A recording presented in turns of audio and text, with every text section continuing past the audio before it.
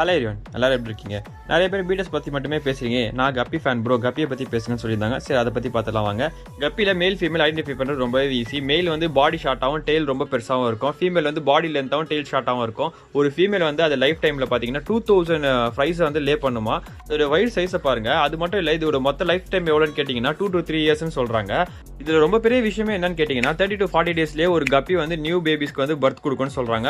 Female கப்பி பெரிய சைஸ்க்கு க்ரோ பண்ணுமே தவிர்த்து அது அட்ராக்ஷன் வந்து ரொம்பவே கம்மி. இங்கே அட்ராக்ஷன் பார்த்தீங்கன்னா ஃபுல் அண்ட் ஃபுல் வந்து மெயிலுக்கு தான் நம்ம சொல்லணும். இது எங்களோட சைஸ் பார்த்தீங்கன்னா 6 to 7 மந்த்தில் ஃபுல் சைஸ் அட்டைன் பண்ணிடும். ஒரு மெயில் பார்த்தீங்கன்னா பக்காவான கலர் குவாலிட்டியில் இருக்கும். அதோட டெய்ல்ஸும் ரொம்பவே பெருசாக இருக்கும். மேல் 1.5 to 3.5 சென்டிமீட்டர் லென்த்துக்கு வளரும். ஃபீமேல் வந்து 3 to 6 சென்டிமீட்டர் லென்த்துக்கு வளருங்க. அது மட்டும் இல்லாமல் இதுங்களோட வாட்டர் டெம்பரேச்சர் பார்த்தீங்கன்னா நம்ம 64 to 84 டிகிரி ஃபாரன்ஹீட்டுக்கு மெயின்டைன் பண்ணி ஆகணும். இந்த வீடியோ உங்களுக்கு பிடிச்சிருந்தா நம்ம சேனலை சப்ஸ்கிரைப் பண்ணுங்க. உங்களுக்கு எதனா டாபிக் ஃபிஷ் ஓரியன்டெட்ல பேசணும்னு நினைச்சீங்கன்னா நம்ம கமெண்ட் செக்ஷனில் பிங்க் பண்ணுங்க. கண்டிப்பாக நான் முடிஞ்சதை ட்ரை பண்ணுறேன்.